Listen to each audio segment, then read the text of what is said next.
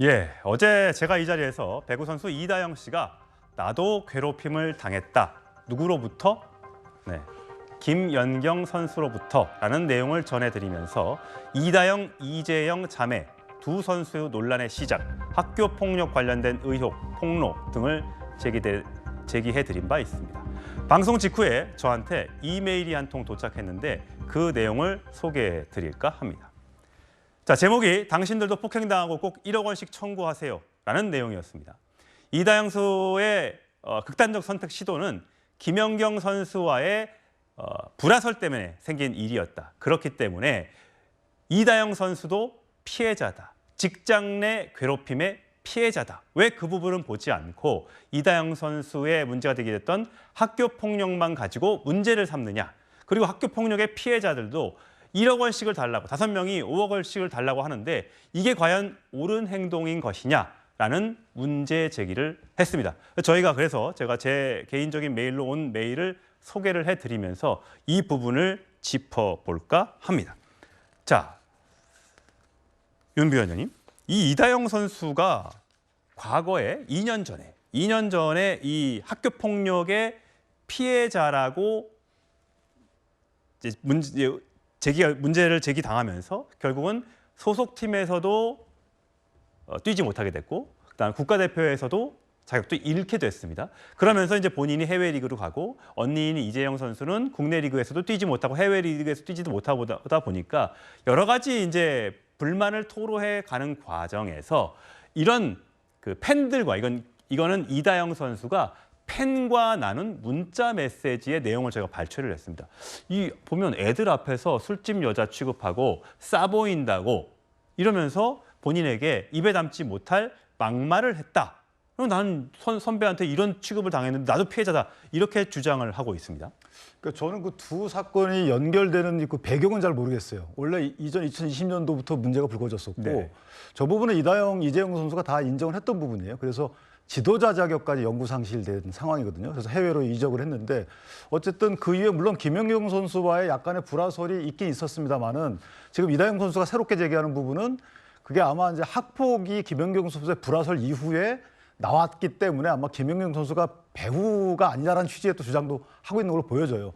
그래서 어쨌든 김연경 선수가 직장 내 괴롭힘을 했다면 그것 또한 그것대로 어떤 뭐 처벌을 받아야 되겠죠. 조사를 해봐야죠. 아직까지는 정말 직장 내 괴롭힘이 있었는지 또 네. 학폭이 어떻게 진행됐는지는 아직까지 정확하게 나온 바가 없긴 합니다. 그러니까 저는 개인적으로 이재영 선수의 과거 중학교 선수 시절에 학폭 이거하고 지금 김연경 선수의 직장 내 괴롭힘 문제하고는 별개로 보여지고 예.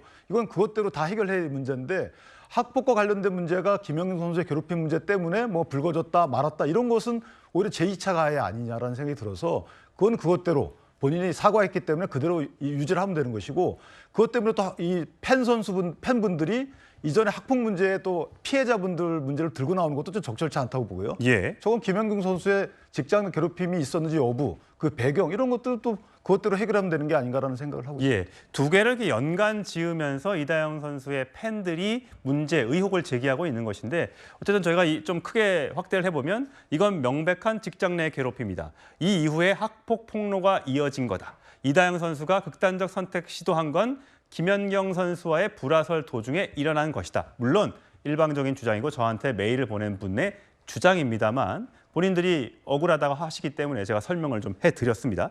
자, 이다영 선수는 또 볼까요? 하나 더 있습니다. 이다영 선수는 V리그보다, 그러니까 국내 리그보다 수준 높은 리그에서 잘 뛰고 있는데 왜 국내 리그를 뛰려고 굳이 이런 도발을 할까? 그런 거 절대 아니다. 국내에 복귀를 하려고 이런 의혹을 제기하는 것이 아니라 본인이 피해자이기 때문에 의혹을 제기하고 있는 것이다 라고 주장을 하고 있습니다. 마지막 내용은 자, 폭로자, 학교 폭력의 피해자라고 주장하는 분들이 처음엔 1억 원의 합의금을 요구하고 폭로자가 5명이니까 총 5억을 달라고 하고 만나달라고 해도 만나주지도 않고 누가 합의금을 3천 이상 주냐? 과도한 합의금 요구이기 때문에 이건 합의가 어렵다라고 하면서 주장을 하고 있습니다. 이 크게 세 가지의 내용이 이메일에 담겼는데요. 자, 이다영 선수 과거에 2020-2021 시즌에서 미디어데이라는 거 합니다. 배구 시즌 개막을 앞두고요. 거기서 이렇게 얘기한 적이 있습니다. 듣고 오시겠습니다.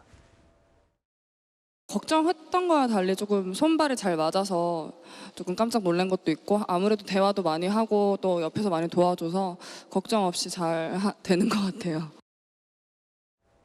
네, 저 모습만 보면 큰 문제 없이 팀과 잘 화합해서 워낙 그때 흥국생명에 좋은 선수들이 많았기 때문에 우승 후보 1순위라는 말까지 들었을 정도니까요. 근데 이제 중간에 불화설이 제기됐던 것이죠. 자, 이다영 선수가 아까 말씀하셨던 것처럼 폭로자라는 표현을 썼습니다. 보통 우리는 이제 뭐 피해자, 뭐 가해자, 뭐 이런 식의 표현하는데 폭로자라고 얘기를 했는데 그건 어떻게 봐야 사실 될까요? 이 부분에 대해서는 저도 굉장히 중립적인 입장에서 이야기를 할 수밖에 없다라는 말씀드리겠습니다. 사실 학폭의 문제는 분명히 짚고 넘어가야 되는 부분인데 이 뒤에 있는 것은 사실 어떻게 보면 제가 아무리 열심히 읽고 와도 약간 개인사적인 예. 문제들이 분명히 들어가 있어서 어떻게 제가 말씀드리기가 좀 조심스러운데 그냥 나오는 팩트만 말씀을 드리면 지금 김연경 선수가 이런 이야기를 해서 지금 그 이다영 선수에게 굉장히 심각한 인격적 모독의 말을 했기 때문에 이런 이야기를 나는 할 수밖에 없어서 그런 이야기를 하는 폭로자다. 다른 말로는 공익 제보자라는 느낌이 조금 드는 것 같아요. 그 사람의 폭로라고 말한 사람의 입장에서는 하지만 우리의 입장은 언제나 저희들은 팩트를 기준으로 말씀을 드릴 수밖에 없는 것이고 주장만 나와 있으니까 지금은 반론권 차원에서 주장에서 어떤 내용이 나왔고 지금까지 그 캡처가 어떻게 되었는지 부분에 대해서는 꼼꼼하게 짚어드리도록 하겠습니다. 그러니까 이다영 선수가 얼마 전에 해외로 출국하면서 언니 이재영 선수를 언급한 적이 있습니다. 그 내용은 이게 학폭에 관련된 사람은 나지 언니가 아니다라고 얘기를 했습니다. 그래서 언니가 선수 생활을 못하게 되면서 그 부분은 이게 내 잘못인데 저렇게 되어 있습니다. 그러니까 이재영 선수는 학교폭력과는 무관하다 이렇게 주장을 한 겁니다. 그래서 과연 그렇다면 이재영 선수는 정말 무관한가? 그러면 국내 리그로 복귀해도 문제가 없는 것인가? 라는 의혹이 제기됐는데 과거에 또 언니가 이런 인터뷰를 한 적이 있습니다. 말을 안 듣거나 기합을 안 넣었을 경우에 그냥 꿀밤 때리고 입 한번 툭 때리고 배를 한번 꼬집으면서 얘기를 했던 적은 있다. 내가 한 건 아니고 옆에서 본 듯한 듯한 내용의 인터뷰를 한 적이 있습니다. 저 내용의 인터뷰를 보고 과연 언니인 이재영 선수는 학폭과 무관한 것인가라는 의혹을 또 반대편에서 제기를 하고 있는 그런 수준입니다. 물론 정의당 전 박원석 전 의원도 보시기에는 워낙 지금 갑론을박이 치열하기 때문에 우리가 누구의 표를 들어주는 건 아닙니다. 근데 보시기에는 학폭과 관련된 거는 일단 폭로가 있었기 때문에 그다음에 또 피해자가 있는 상황이니까 여기에 대한 대응은 어떻게 보세요? 일단은 뭐 그 피해를 당했다고 주장하는 당사자들이 있고 그 당사자들의 증언에 따르면은 이다영 선수만이 아니고 숙소 생활을 같이 했던 이재영 선수도 학폭에 가담했다라는 이제 증언이 있는 것 같아요.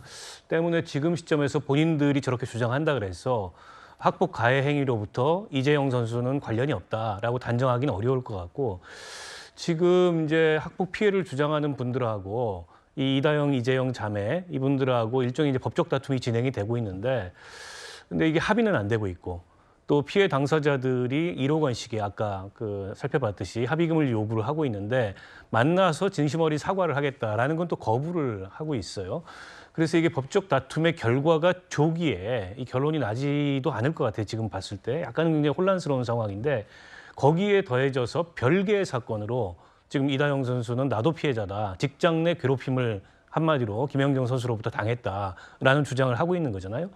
두 개의 사건이 별개임에도 불구하고 아마 각각의 팬들 같은 경우에는 두 사건을 연결시켜가지고 어떻게 보면은 이 직장 내 괴롭힘의 과정에서 저는 학폭 피해 문제가 학폭 가해 문제가 나온 거 아니냐라고 이제 이다영 선수의 팬들은 주장을 하는 것 같고 이제 김연경 선수 쪽에서는 그런 등등의 허위 사실에 대해서 강력하게 대응하겠다. 또 이렇게 이제 반작용이 나오고 있어서 약간은 지금 굉장히 혼란스러운 상황이죠. 예. 어쨌든 정확하게 사실관계가 밝혀질 건 밝혀지고 시시비비가 가려질 건 가려져야 되겠죠. 또 하나의 문제 제기는 이다영 선수가 같은 팀에 뛰는데도 불구하고 김연경 선수가 세터니까 볼을 올려주면 때려야 되는데 자기가 올려준 볼을 때리지 않는다고 저렇게 토스를 해주면 저게 다 이재영 선수한테만 올라가고 저렇게 주장을 하는 거거든요. 일부 반대쪽에서는. 근데 김연경 선수가 있음에도 불구하고 김연경 선수한테 공을 주지 않고 일방 선수, 저렇게 이재영 선수 왼쪽으로만 공을 올렸다라는 주장을 하는데 이다영 선수는 그거 아니다.